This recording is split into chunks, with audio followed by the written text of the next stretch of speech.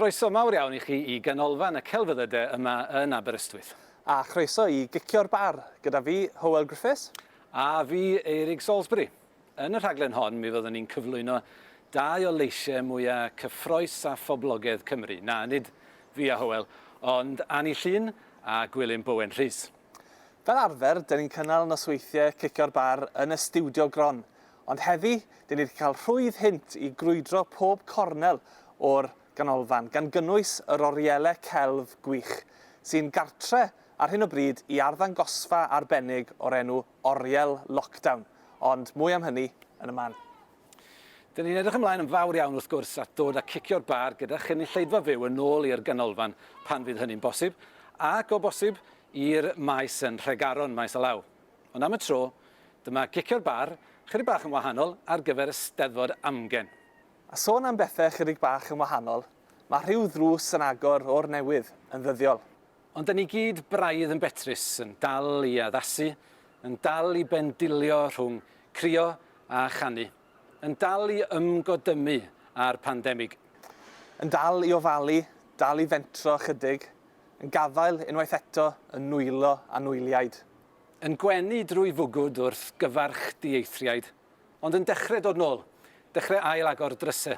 Ac yma yn y ganolfan mae'r celfyddydau, a'r gynfas, a'r ffenest, a'r ffilm a thrwy lens. Wedi bod wrthi ers tro yn trio gwneud sens o ryfeddodau'r flwyddyn a aeth heibio.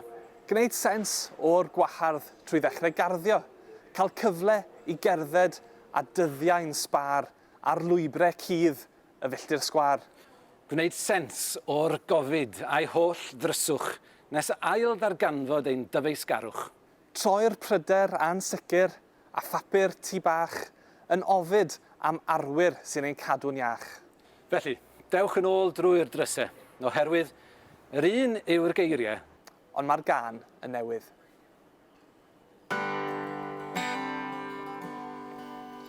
O dewch deulu mwynion, a'r gonest ferched gwynion, fe ddarfu'r dyddiau blinion, cawndirion hyn o'n hawl.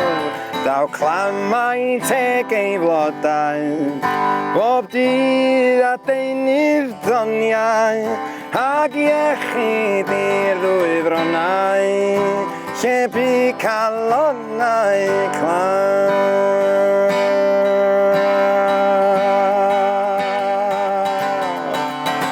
Ac orwch yn drigarog, yr haf ddaeth at yr rhiniog, mae dail ar goedydd brigog, a'r hael ar wynidog wres.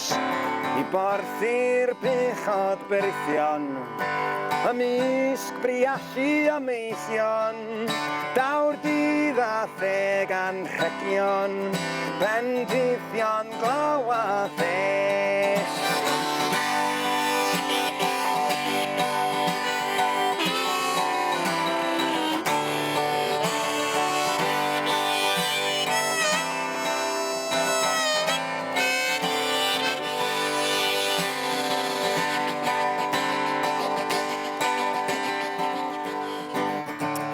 Merched dewch i'r dyrfa, a'r meibion oerion ara, gwres yr hach cynesa, a mina ganaf gainc.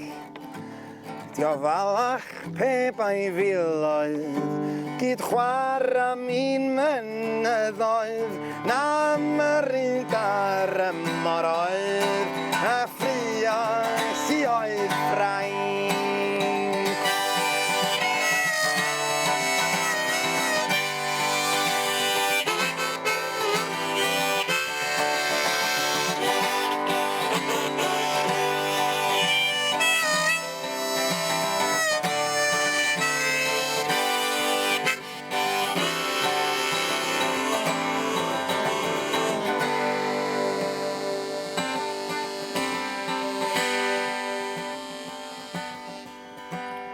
Gŵr ac ardd i ddigrwydd, Ar wreig ddan un gardigrwydd, boed I chi flwyddyn dedwydd, a tha weld y wydd da. Y gwanwyn a'ch bendithio, eich tu a'ch tylwyth yn ddo, lle caws o'n barchach yr oeso.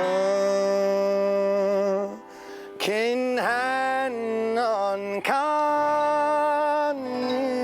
ha.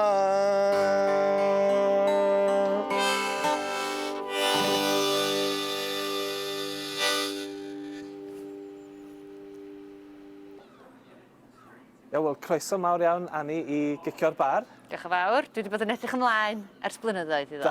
Da iawn wir. A llongyfarchiadau I ddechrau ar Rhwng Glân a Gwe, yr gyfrol newydd, yn boeth o'r wasg yng nghyhoeddiadau Barddas. Ie, diolch yn fawr. Sio deimlad yw i'n cael gafel ar gopi? Yndi, mae mor braf cael gafel ar y gyfrol. Mae hi wrth ymyl fy ngwely fi, adra rwan a dwi'n i chadw hynna am gyfnod ymyl I fi gael pori trwyddi fy hun. Da iawn, da iawn. Dwi'n meddwl bod fi'n iawn I ddweud, mae hon yw un o'r cyfrolau cyntaf mewn ffordd sydd wedi cael ei sgwennu a'i chyhoeddi ers y pandemig a'r cyfnod clo. Fi ys ti'n sgwennu rhai o'r ein yn ystod y cyfnod clo? Wel, do mewn ffordd. Eleni, dechrau 2021 mewn ffordd, nes I wirioneddol roed ymhen lawr ar gyfer y gyfrol yma mod i'n gwybod ers blwyddyn bod fi'n mynd I fod yn ei gwneud ti. A oedd hi'n amhosib anwybyddu'r amserich sydd flwyddyn union nes dechrau'r pandemig. Ar ddechrau y cyfnod clo cyntaf na, do'n i'n teimlo'n greadigol o gwbl. Ond mi nes I gadw dyddiadur, a mi nes I sgwennu atgofion lawr, achos oedd bob diwrnod yn teimlo'n gymaint o drysor yn doedd, ac mynd am dro, ac oedd gen I fabi 6 wsos oed, a merch oedd newydd roi'n 2 oed, felly dechrau leni nes I fynd yn ôl at y nodiadau, at y nyddiadur, at bob dim oedd I aros yn y cof. A mi nes I sgwennu rhai yn union gyrchol o brofiadau'r flwyddyn. Ond mae pob cerdd sydd yn y gyfrol yn gofnod o rhywbeth yn y flwyddyn, hyd yn oed y cerddi sy'n hen. Ar ôl blwyddyn anarferol, maen nhw jyst I cymryd bywyd newydd I fi ac maen nhw'n atgoffa fi o rhywbeth sydd wedi bod. Gwe. Mynd yn ddigon buan nes I, cyn I unrhyw gar fod, a theimlo un fel bysedd mam ar dalcen cwsg. Wyddwn I ddim beth oedd na I ddechrau, dim ond cael rhyw ysfa I rwbio ngwyneb. Yna, mewn chwartar eiliad perffaith, dyma fi'n dal yr haul yn dawnsio ar flaenau draed. Acrobat syrcas bach y bora yn troedio'r rhaff dyn. Am chwartar eiliad perffaith, gweld gwe o glawdd I glawdd, cyn i'r haul ddisgyn a chwalu dros trampolin glyb y tarmac. Wedi diwedd yr act, ysem fy mlaen ar dro drwy'r we, a fy nghydwybod yn gwingo'r rhywfaint gan y gosfa. Ond mi fydd I yno eto bora fori, wedi hail osod yn gadarn o glawdd I glawdd ar draws y lôn, am fod ganddi hawl I fod yno. Ie, diddorol. Mae rhai o'r cerddi wedi cael eu sgwennu cyn, neu oedden nhw'n syniadau gyda ti cyn y cyfnod clo, ond wedyn wedi magu ystyr newydd ar ôl. Ie, pethau fel Awen yr Elfenna, am honna'n gerdd nes I mewn prosiect ysgolion creadigol am fod yn yr Elfenna fynd am dro, ac wrth gwrs mae mynd am dro wedi bod yn gymaint o ran mawr o'n bywydau ni. Felly oedd honno'n naturiol, o'n i'n meddwl, mae hon yn gwbl berthnasol I fi rwan. O'n i'n teimlo, cos lle bod hi'n ffres iawn I fi heddiw I darllen i'n ôl.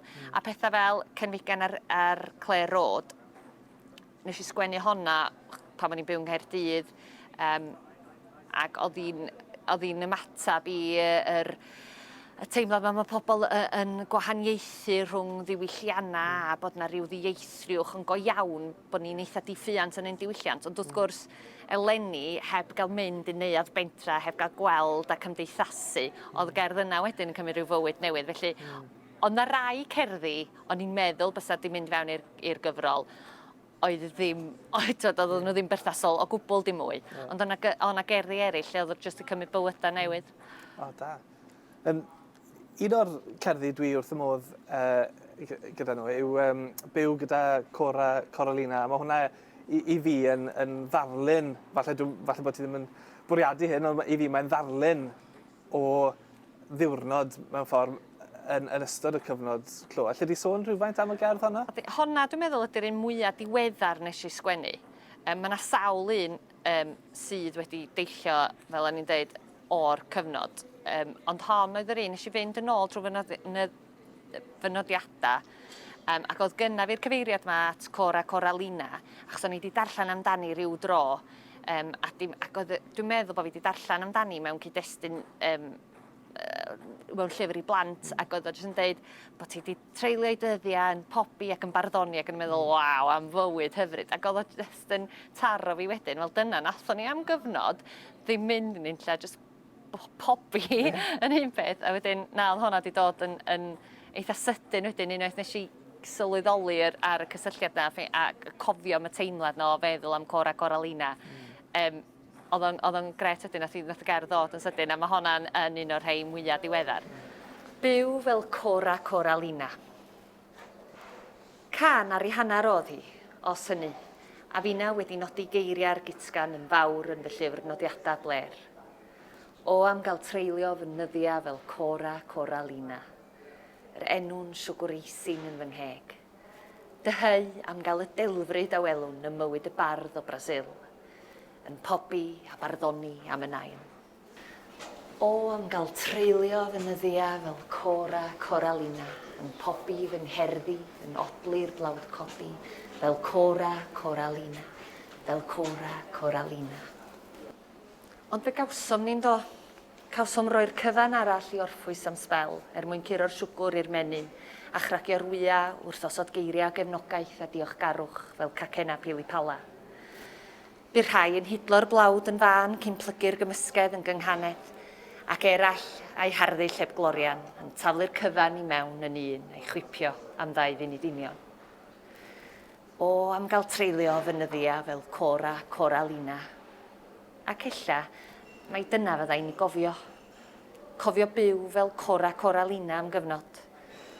Gan adael i'r cacenau a losgais a'r cerddi anorffenedig fynd yn friwsio. Mae'r gyfrol hefyd yn gofnod hyfryd, dwi'n meddwl, o gyfnod magu teulu bach. A mae'r plant a teulu yn amlwg yn ysbrydoliaeth i lawer o'r cerddi. A dwi'n meddwl am gerdd fel Fi yw'r Cadwmi Gei, enghraifft. Ond sut oeddet ti'n gweld bod yn greadigol yn ystod cyfnod mor brysur? Dwi'n meddwl bod magu plant yn un o'r prif bethau sy'n gallu newid dy greadigrwydd di, achos mae o'n newid dy amser di, a dy amser sgyn ti yn y dydd ac yn dy fywyd, a pa mor flinedig wyt ti, a mae hynna'n effeithio ar yn greadigrwydd i. Ac yn wreiddiol, do'n i ddim yn ystyried fy hun yn berson, dwi ddim yn teimlo bod fi'n gallu sgwennu naturiol am bethau personol iawn, fel bod mewn cariad, magu, y genod ac yn y blaen. A dwi'n yn gwybod, ond na rhyw, ella na jyst cyndyn o'n i at fynd i sgwennu, achos yn amlwg pan mae eisiau sgwennu'r o'n bach am magu nhw yn ystod o flwyddyn ddwytha yma, mi ddoth y cerddi yna'n eitha rhwydd a eitha ysgafn. Felly, ia, mae hynny wedi synnu fi, y cerddi am y genod ac am y magu, wedi synnu bod nhw wedi dod mor hawdd rwsyd, achos o'n i wastad yn meddwl byswn i ddim yn gallu sgwennu am beth fel mor rhwydd. Neud i fadda. Neud i fadda i mi, am i mi ddefnyddio'r gair na fel na, am i mi fod yn ddigon twp i'w roi o'n fanna. Neud i fadda mod i'n berwi cymaint dwi'n caru'r iaith a geiria, ac yna'n gadael i mi fy hun ddeud rhywbeth fel na. Ella na nes di sylwi, ond ella i fod o wedi bod fel cyllall yn dy berfad di. Neud i fadda, fy niffig, fy ni hydrwydd hyll, neud i fadda, achos dwi'n addo, bydd fy mhlant i ddim yn siarad fel na.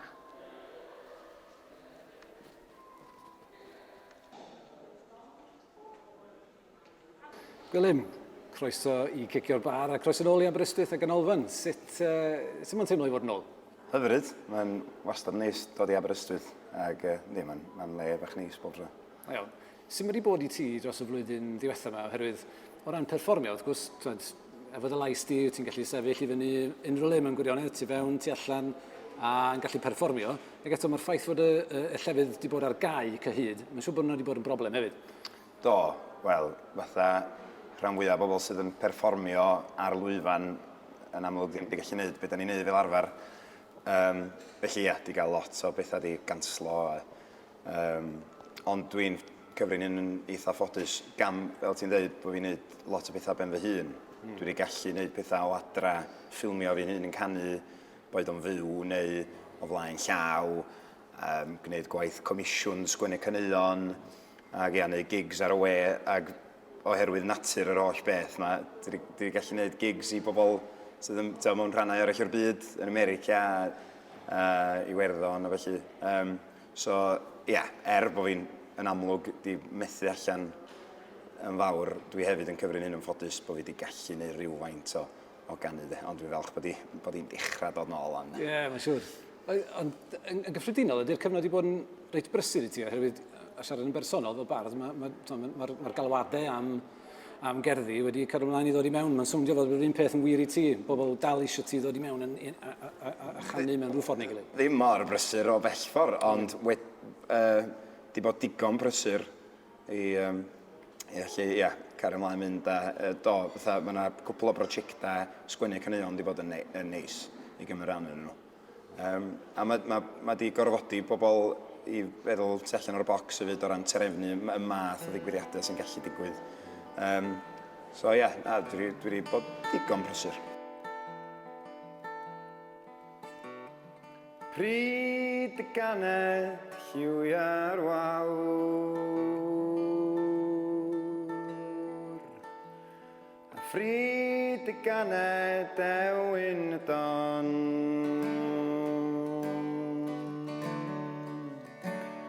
a phryd y ganed y bryn a'r pant, a gwaed y mawn sy'n gwrido'r nant.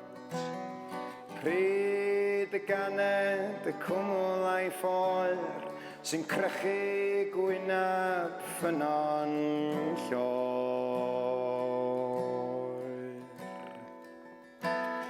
Ty llian cwm colyd awr.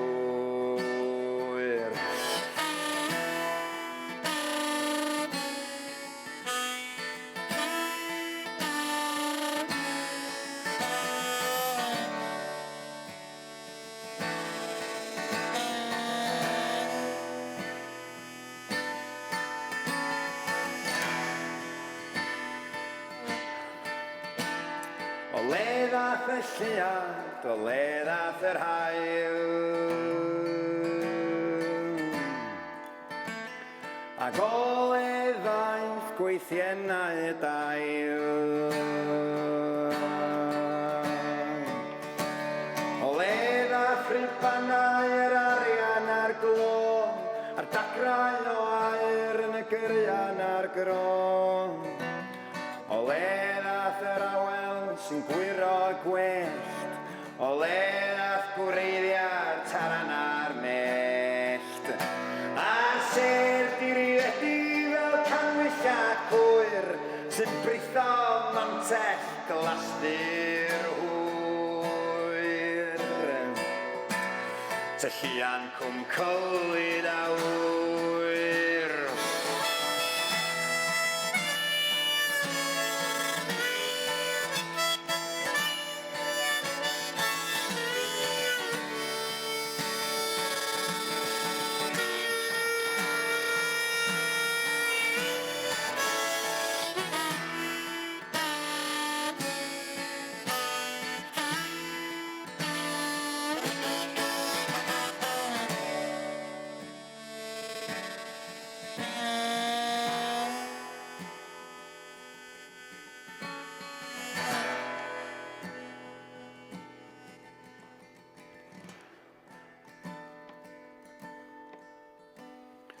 Pwy oedd yma ar y dechrau'n deg? A phwy roddodd enw i'r afon a'r graig?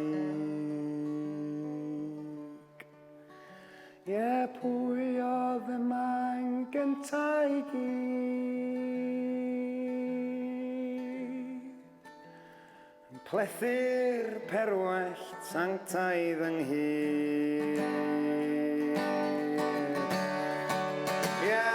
Pwy roedd garag ar garag fan hyn i ddilyn llwybr olwyn yn en.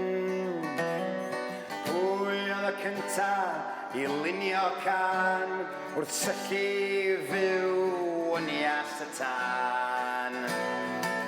A phwy oedd y cyntaf i dorri ei cwys a phrofi y madarch ar mwyar a'r llys. A dysgu gwers i gwenwyn sir.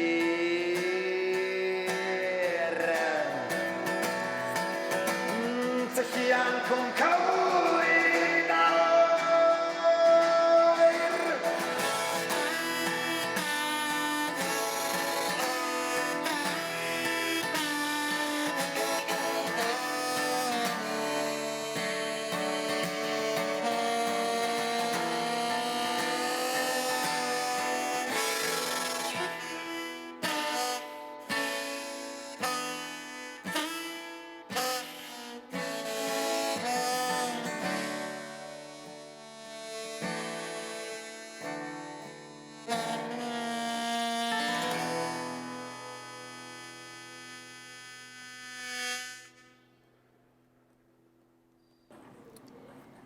Mae Pen Llŷn yn amlwg iawn yn y gyfrol, ond mae yna hefyd gerddi am Gaerdydd, fel ti wedi sôn.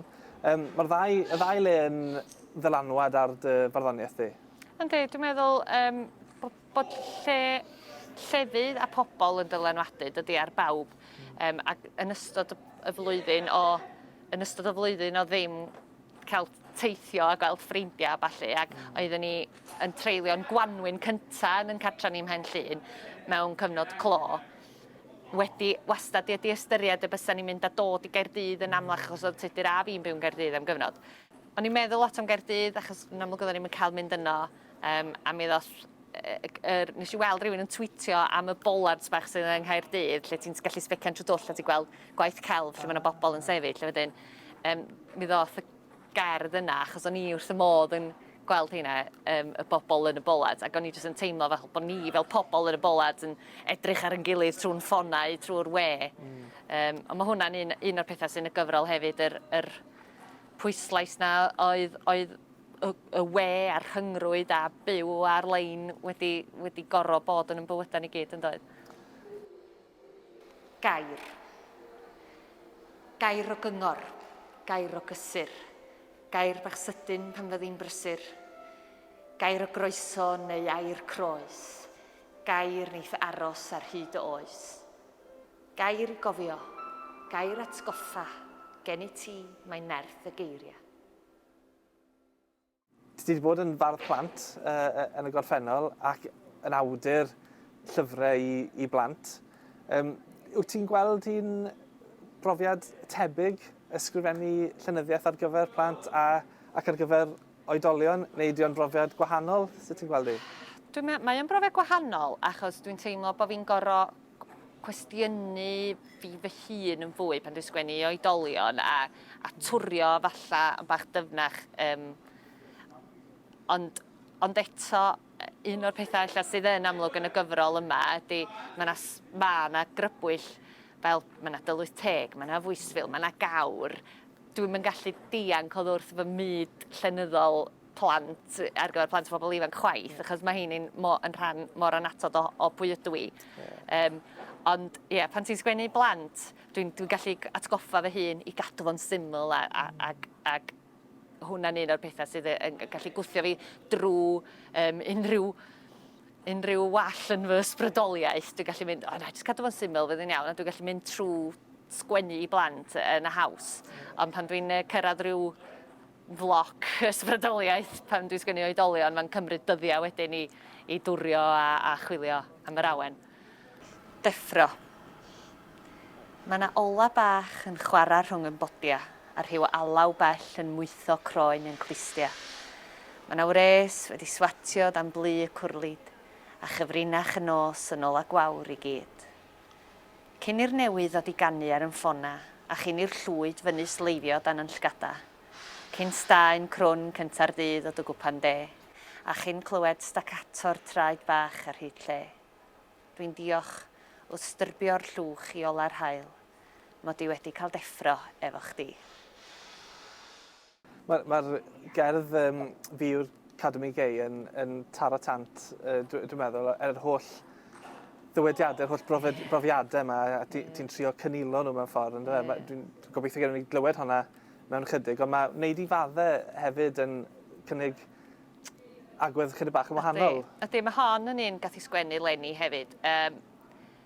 Un o pethau sy'n cadw fi yn effron y nos ydy meddwl am be o'n i wedi ddeud, neu bod fi wedi defnyddio rhyw air yn y lle anghywir neu rhywbeth. Mae pawb efo rhyw syniadau hunan o beth sy'n cadw nhw effron y nos, ydy. Ond yn enedig leni, pam oedd ymgyrchoedd fel Black Lives Matter, fe yna drafodaeth ffyrnig iawn ar Twitter y ballu am hawliau pobl draws ac yn y blaen, a lle nathon ni gyd, dwi'n meddwl, gorfod ystyried go iawn am yn breintiau ni, am pa fath o ieithwedd oedden ni'n ddefnyddio, ac o'n i jyst yn meddwl am, dwi'n gobeithio bod fi ddim wedi brifo pobl wrth ddefnyddio gair na, a cydnabod bod fi wedi dod o gefndir lle dwi ddim wedi gorfod delio efo lot o'r pynciau yma'r blaen, ac o'n i'n cydnabod i fi fy hun bod rhaid i fi fod yn fwy ymwybodol o'r pethau yma, ac fel ti'n gwybod y hyn, ti'n magu plant a ti'n gen ti ryw wastad yr ysfa i fagu nhw'n bobl gwell na chdi dy hun. Ond jyst gobeithio bod ni wedi dysgu o'r flwyddyn yma bod yr ieithwedd da ni ddefnyddio mor ffwr a hi ella ti'n meddwl ydi o, bod o'n gallu, ydi o ddim yn ffwr a hi i bawb. Fi yw'r cadw mi gei. Dwi'n ei llithro nhw mewn drwy'r twll ar fy nghoryn a'i teimlo nhw'n suo fel sŵn deffro'r gwanwyn. Pob sbonc blaenau traed wrth i ti ddeud stori. Pob tro nes di fita plisgi nwyd i ferwi. Pan oedd cyw yn coi a thyllian yn gwli dŵ. A phob tro ti'n gofyn yn uchel, pwy di'n hw? Pan nes di ddeud boncyff wrth drio deud bonkers. A'r lliw yn dylygaid pan welais di gonkers. A phan mae'r un fach yn dweud llall am bob esgyd. Ac ymrengian wrth hel mwythad a'n gariad y cwrlyd. Maen nhw gyd yn gorwedd yn un twmpath bler fel fferins mewn jar neu storfa ser, yn ddisglair o fywyd, yn llawn a melys, a finna'n cynilon ofalus. Ydy o'n debygol o gael effaith ar bethau yn y dyfodol, ti'n meddwl, o ran yr pethau ti'n neud? Mae'r Cicio'r Bar presennol yma, wrth gwrs, yn wahanol i'r arfer. Dyn ni'n gofod meddwl am syniadau newydd o wneud pethau. Ydy o'n debygol o gael effaith hir dymor, ti'n meddwl, ar hyn ti'n neud? O bendant, dwi'n meddwl, fel o'n i'n dweud, mae wedi gorfodi bobl i feddwl mewn ffordd gwahanol, a mae wedi gorfodi lot o bobl i ddysgu ffyrdd gwahanol o weithio. Os ar pandemig mae heb ddigwydd, dwi'n siŵr yswn i dal ddim yn gwybod sut i editio fideos o felly. Ond dwi yn rwan, i ryw radda. So mae yna bethau fel a mae yna fwy o bethau'n bosib mewn ffordd. Ond i fi'n bersonol, does yna dim byd dal yn curo gig byw. Dyna di'r prif beth i fi. Ti'n amlwg wedi bod yn brysur dros y cyfnod, oherwydd mae yna album newydd ar ei ffordd gen ti. Dyma'r pedwerydd albwm unigol gen ti, ar ôl o Groth y Ddaear, detholiad y hen faledi ac yn fwyaf diweddar Arennig. Felly mae'n amlwg bod ti'n cael digon o ysbrydoliaeth o'r canu gwerinol. O bendant, ers 10 mlynedd bellach, di fatha chwilio a golygu a ail-ddehongli hen ganeuon. Dyna di un o'n rhif bethau fi di mynd, lle. Ac dwi'n teimlo fatha mae o'n faes, does na ddim lot o bobl, mae yna lot o bobl wedi bod ynddo fo, lle, ond mae yna gymaint fwy o bethau i ddarganfod. A dwi'n teimlo'n ffodus yn hynny o beth hefyd bod o ddim yn faes sydd wedi cael ei or-weithio mewn ffordd. A mae yna, fatha, y ffordd dwi'n gwneud pethau ar y funud, dwi'n teimlo fatha mae yna ddigon o ddeunydd i bara am ddegawda a mwy. Felly, dwi wedi penderfynu mynd mewn i'r byd yma. Ac mae'n teimlo'n, ma'n faes ffrwythlon iawn. O ran mynd i mewn i'r byd yna, sut wyt ti'n mynd i mewn i'r byd yna? Oherwydd mae'n siŵr fod o'n fyd gweddol ddieithr i lawer o bobl. Ond sut wyt ti'n cyrraedd at y geiriau yma ar alawon? Yndi, wel, jyst cymysgedd o hen lyfrau, lot o adnoddau ar y we, mae'r Llyfrgell Genedlaethol wedi gwneud gwaith gwych yn rhoi llwyth o bethau sganio a tynnu lluniau o fatha taflenni baledi a hen lyfrau a maen nhw i gyd ar gael ar y we. Hen recordiadau, CDs, records, cassettes ac bethau sy'n ar y we bellach hefyd. Ond ia, so dwi'n ddibynnol ar, mewn ffordd, y pethau yma i fod ar gael yn gyhoeddus. Chos dwi heb wneud gymaint o waith fatha tyrchu mewn archifau a mae rhan fwyaf o'r tyrchu wedi bod ar y we a mewn llyfrau. Felly dwi'n ddibynnol iawn ar pobl fel y Llyfrgell Genedlaethol a bethau fel i wneud y pethau yma'n gyhoeddus ac ar gael i bobl fel fi.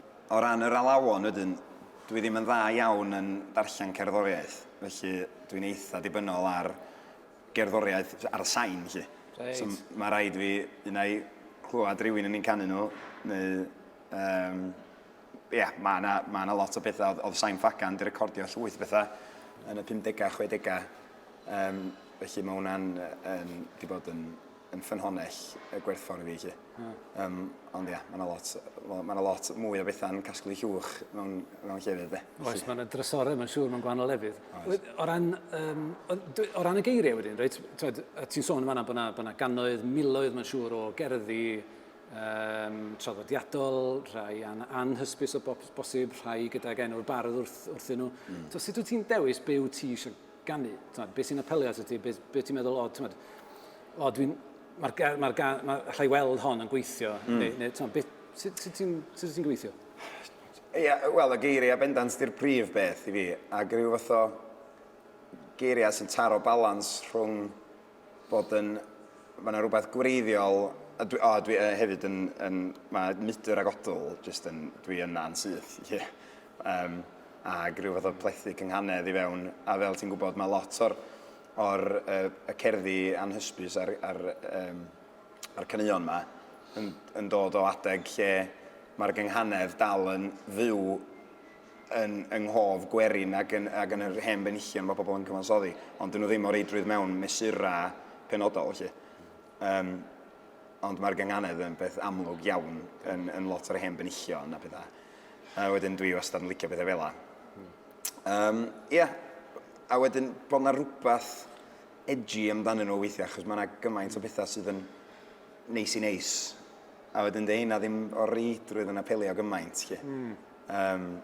Felly rhywbeth sydd efo rhywbeth gwahanol neu rhywbeth edgy amdanyn nhw.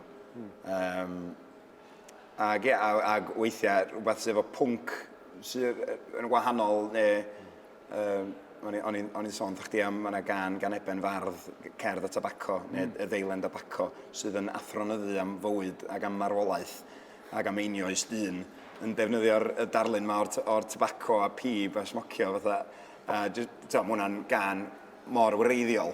A ni'n meddwl, wel, mae hwnna'n gret. Ar fydr y godl, fel ti'n sôn, mae'r gerdd yma, fel ti'n sôn, yn llawn cynganeddion hefyd. Ti dy hun, wrth gwrs, yn sgwennu geiriau dy hun i alawon, hen alawon ac yn creu alawon newydd. Wyt ti dy hun yn defnyddio'r gynghanedd hefyd yn dy gerddi? Mae o wedi dylanwadu, enwedig os dwi'n sgwennu geiriau ar template sydd wedi cael ei osod yn barod. Yn aml iawn efo'r caneuon yma, dyda bod maen nhw wedi cofnodi fo gan rywun, a mond un bennill maen nhw'n gofio.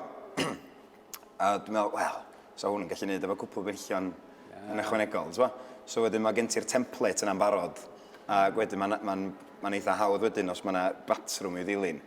Dwi'n ffeindio fo'n lot anoddach sgwennu rhywbeth o dudalen blanc. So os mae yna rhyw fath o rhythm penodol, ac yn aml iawn mae'r alaw yn awgrymu rhyw fesur penodol neu be bynnag. Jyst trio efelychu arddull yr hen gerddi sydd, fel o'n i'n dweud, yn llawn cynghanedd. A dwi'n rhyw fath o straffaglu i rhyw dod â pethau at ei gilydd, ond mae bendant y gynghanedd yn ddylanwad. Yeah. So, efo ti'n sôn o fanna am ailweithio ac ychwanegu penillion o bosib ac yn y blaen, sut wyt ti'n teimlo tuag at hynna? Oherwydd, fel bardd fy hun, wrth gwrs, pan dwi'n cyhoeddi cerdd, dwi'n aml iawn eisiau hi fel dwi eisiau hi fod, fel yndy, a dwi eisiau pob gair yn ei le. Ond, wyt ti'n yn aml iawn yn addasu yr hen eiriau yma gan feirdd o'r gorffennol. Sut wyt ti'n teimlo am hynna? Yn bersonol, dwi'n siŵr yn y pen draw, tas y rhywun yn neud hynna efo cerdd gen i, fyswn ni'n gweld o fel arwydd o barch, mae'n siŵr, oherwydd bod o'n dal yn rhan o rhyw draddodiad a bod o'n newid o genedlaeth i genedlaeth o bosib. Wel, dwi'n falch bod chdi o'r farn hynny. Mae'n neud fi dim o well am newid geiriau y pobl yma. Ond, fel ti'n dweud, mae'n rhyw fath o trio cadw fo'n eitha cyfoes, heb dynnu oddi wrth blas y peth hefyd. Dwi'n teimlo os mae'n anodd taro'r balans na rhwng rhywbeth sydd yn ddealladwy ac yn gallu mwynhau cynnwys y geiriau, a wedyn bod na just dim bach gormod o eiriau fysa rhan fwyaf bobl heb glwad neu dillen allan o ddefnydd dros y blynyddoedd. A diolch yn cymryd lot o hynna i roi lot o bobl off. Llond llaw o eiriau dyn nhw erioed i clywed o blaen. Felly, os mae yna fodd i gadw, os mae angen just newid cwpl eiriau ond bod yn cadw blas a rhythm a steil y gerdd wreiddiol, a bod o'n neud o so bod pobl heddiw'n gallu fwynhau o a'i fwynhau i gynnwys o. Dwi'n meddwl bod mae well wneud hynny na meddwl, dwi'n cweit dim digon dealladwy na'i mi ddefnyddio fo. Ydyn na'n amharchus i pobl nath gyfansoddi'r geiriau wreiddiol, pwy a wyr, dwi'n gwybod, sa neb di dadla am y peth efo fi hyd yma. Ond fel ti'n dweud, dwi'n meddwl mae well bod yr cerddi anghofiedig yma yn cael ei cyflwyno unwaith eto, boed o mewn ffurf sydd wedi cael ei newid dipyn bach. Gwell hynny na bod nhw'n mynd mewn i angof llwyr. Bod nhw'n rhan o'r draddodiad byw wedyn. Mae'n help yn siŵr bod y rhan fwyaf o'r beirdd sy'n canu i geiriau nhw wedi marw ers cwbl o ganrifoedd yndi, mae'n lot o help. Ond ddim yn llwyr o chwaith, wrth gwrs, mae gen ti ar albwm Arennig, er enghraifft, ti'n canu geiriau Elis Dafydd. Na ni, ynddo. Felly, mi wyt ti'n dal i godi. Sut wyt ti'n dewis wedyn cerddi, os oes yna rhywbeth falle yn apelio at ti gan fardd o ti'n darllen a ti'n nabod y bosib hefyd. A wedyn bod ti'n teimlo bod ti'n gallu mynd ati wedyn i ganu. Yr unig adegau dwi wedi gwneud hynny, canu geiriau rhywun sydd dal yn fyw, ydy pan maen nhw wedi gofyn wrtho fi wneud. So, Elis nath ofyn wrtho fi osod cwpl o'i gerddi fo i gerddoriaeth, a wedyn mae hynna wedi gweithio allan yn gret. Ac yn ddiweddar hefyd, gen i gan wedi'r tafarna gael, sydd yn gerdd Iwan Llwyd. Oedd hwnna'n gymisiwn yn ddiweddar. Felly, mae hwnna yn ffordd gret eto, rhoi cyfrwng arall i'r geiriau yma, i bobl gwrando ar y geiriau gwych yma. Wel, efo cerdd Iwan, felly, os ti'n cael y geiriau, felly, yn foel i bob diben, mae Iwan Llwyd yn enwog, mae'n siŵr, fel bardd penrhydd, a'i cerdd benrhydd oedd hon? Yn ffodus iawn, oedd na fydr o godol i fi, swn i'n gwybod lle i ddechrau efo cerdd penrhydd.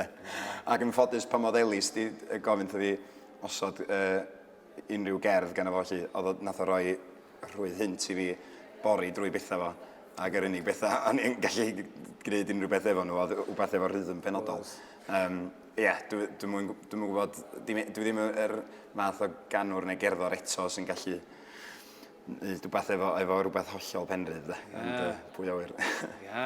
Ond sut wyt ti'n mynd ati i greu gan felly, oherwydd fel bardd, dwi'n gwybod yn union sut ti'n mynd ati i greu geiriau ar gyfer o gan, ond pan ti'n cael y geiriau yna, a wedyn ti'n gorfod creu cerddoriaeth, creu alaw newydd, sut wyt ti'n mynd ati?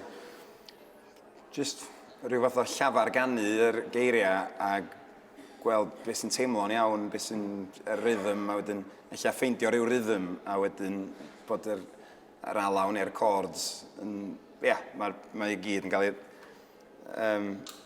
benderfynu gan y rhythm y geiriau, lle. A gweld beth sy'n gweithio, beth sydd ddim. Ac y peth ola ti eisiau gwneud, wrth gwrs, ydi newid, yn yr achos yny, ydi newid y geiriau. Achos does na ddim angen o gwbl. Does na'n byd yn bod efo'r geiriau. Felly, os mae o mewn mydr agodol, wel, mae na fodd sgwennu cerddoriaeth iddo fo bendant. Wel, pob hwyl i ti efo'r albwm newydd. Be ydi enw'r albwm newydd? Detholiad o hen faledi 2. Reit. Wrth gwrs, ar ôl detholiad rhif 1. Na ni. Mae'r ddau albwm yna'n debyg felly? Yndi. Felly, fel mae'r teitl yn awgrymu, detholiad o faledi dwi wedi dod o hyd iddyn nhw, neu di roi at ei gilydd, neu rhain nhw, di gael ei canu o blaen, di gael ei recordio o blaen, ond neu rhyw fersiwn bach wahanol yn ni. A jyst pethau, dwi'n teimlo fel bod o werth dod i sylw unwaith eto, lle. Ac, yndi, fersiwns eitha moel, jyst fi ben fy hun, unai efo offeryn neu heb offeryn. Ac, ie, jyst yr cerddi'r caneuon ma, o'n i'n teimlo fel, mae werth wneud fersiwn o hwn. Felly, ie, dyna dio. A gobeithio fydd i allan erbyn cyn diwedd y flwyddyn. Gwych iawn. Wel, pob hwyl i ti, Gwilym. Diolch galon. Trigolion Sir Gafyrddin ag Aberteifi Wiw a phawb o'r Cymru mwynion sy'n rhodio tir byw. Grandewch ar hyn o hanes tri ennis i'w goffau sy'n rybydd mawr i'r ieuenctid ac hefyd i bob rhai. Roedd merch ymhwy Pencarreg yn swydd Garfyrddin fawr a'i henw Hana Dafis boed hysbys i chi nawr a honno mewn gwasanaeth yn barchus iawn yn bod yn caru am ab ifanc o gwmpas 20 oed. Ond prifio wnaeth yn feichiog fel llawer gyda hi a treithu wnaeth i'w chariad yn feichiog yr wyfi a gofyn gwnaeth i'w meistres ac a'i ganiatad i fynd siathred a'i chariad i weld i mamau thad.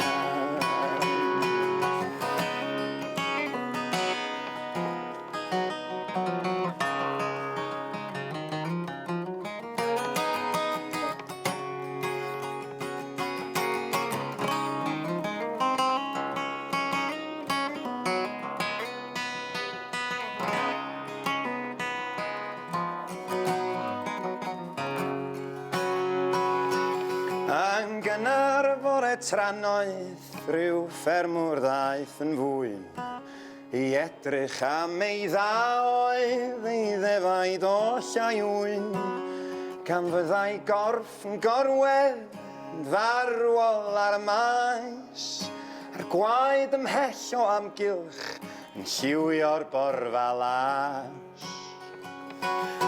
Ei gwddfodd wedi dorri ma digon nawr o dyst Echrydus ydyw adrodd yn groes o glist i glist a'r gwaed sydd yno heddiw i'w weld yn llwybr di yn gweud ein croch am ddial am ddwyn i bywyd cyr.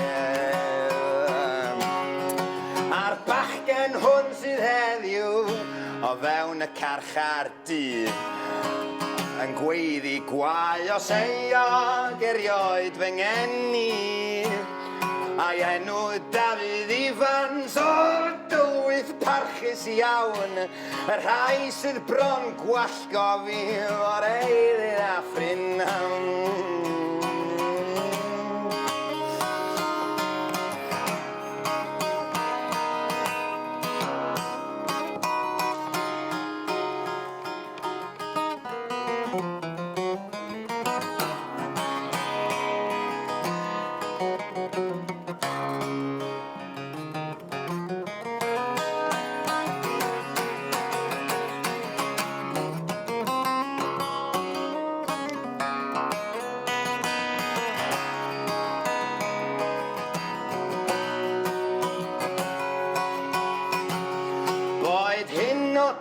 yn rybydd i bawb o'r ieuenctid gwyw, i mwrthod ar fath bechod a gweddio mwy ar ddiw, am nerth i rodio'r llwybra sy'n tywys tu ar nen, fel byddont gyda'r Iesu mewn mwyniant byth.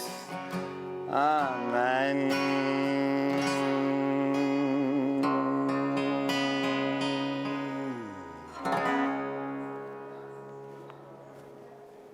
Diolch yn fawr iawn i Ganolfan y Celfyddydau am roi cartre i ni unwaith eto. Diolch yn fawr iawn i Anni Llŷn a Gwilym Bowen Rhys am sgwrs a chan a cherdd. A diolch i'r Eisteddfod AmGen am gael lle yn yr arlwy. Ond yn fwy na dim, diolch i chi am wylio. Bydd Gicio'r Bar yn ôl cyn hir.